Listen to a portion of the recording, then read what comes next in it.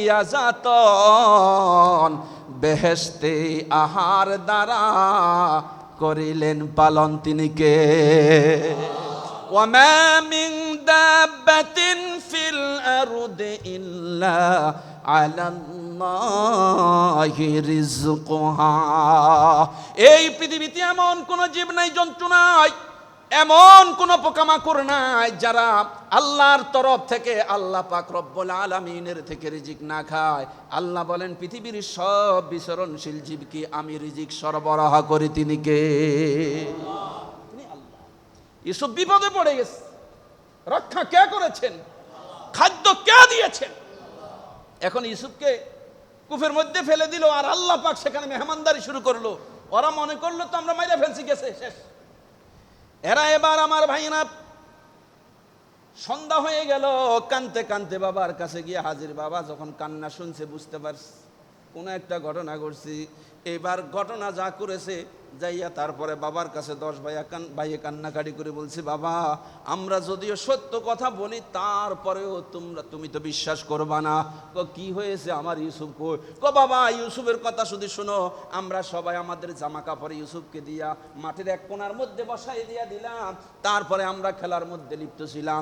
আমরা খেলাধুলা করতে করতে খেলাধুলার দিকে যখন আমাদের মন মানসিকতা চলে গেছে, আর আমাদের খেলাধুলার নেশার ভিতরে আমাদের সেই ইউসুফকে জংলার বাগে নিয়ে খাইয়া ফেলছি।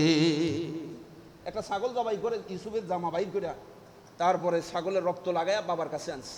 কই দেখো বাবা, নেকড়ে যে খাইয়া ফেলছে, এ রক্ত মাখার জামা নিয়ে আসছি, নাও তুমি। বাবা জামাটা যখন মুখে ধরলো, দেখলো যে ইউসুফের রক্তের ঘ্রাণ আলাদা, এই রক্তের ঘ্রাণ আলাদা। বলছো আমার সন্তানেরা, আমি তো এই রক্তের ভিতরে ইউসুফের কোনো ঘ্রাণ পাচ্ছি না। বুঝতে পেরেছি বাবা, তোমরা কি করেছো, অন্য কিছু রক্ত মেখে আমার কাছে আনছো। ও আমার সন্তানেরা, আমি বাবা হইয়া তোমাদের বিরুদ্ধে কার কাছে বিচার দায়ের করব? আমি বুঝতে পেরেছি তোমরা যে আমার সন্তানের বিরুদ্ধে কি করেছো, ষড়যন্ত্র করেছো। ও আমার বাবা, ও আমার সন্তানেরা, তোমরা যে জামা নিয়ে আসছো, বাঘ কতই না বুদ্ধিমান। যেই বাঘ আমার সন্তানকে জামা খুইলা তারপরে খাইছে, অথচ বাঘের একটা নখের আঁচড় জামার ভিতরে লাগে নাই। পয়গম্বর কত চালাক দেখতে পেরেছেন? সময় শেষ। পয়গম্বর কত চালাক বিচক্ষণ, যে বাঘ আমার সন্তানকে জামার ভিতর থেকে খুইলা খাইছে, কিন্তু নখের আসর জামার মধ্যে লাগে নাই। বাঘ কতই বুদ্ধিমান। তখন বাপ বলল, ফাসাবরুন জামিলুন ওয়াল্লাহুল মুস্তাআনু আলা মা তাসিফুন। ও আমার সন্তানেরা, বাপ হইয়া এই পৃথিবীর কোন মেম্বার চেয়ারম্যানের কাছে সন্তানদের বিরুদ্ধে আমার বিচার দেওয়ার জায়গা নাই। আমার একমাত্র বিচার দেওয়ার জায়গা আল্লাহর কাছে। আমি ধৈর্য ধারণ করলাম, সবরে জামিল ইখতিয়ার করলাম। অবশ্যই আমার রব আমার ইউসুফের পরিচয় একদিন করে দিবেন। জোরে বলুন সুবহানাল্লাহ। প্রিয় হাজিরিন, অনেক কথা এখানে রয়ে গেছে, তাফসীরের মূলের দিকে রয়ে গেছে।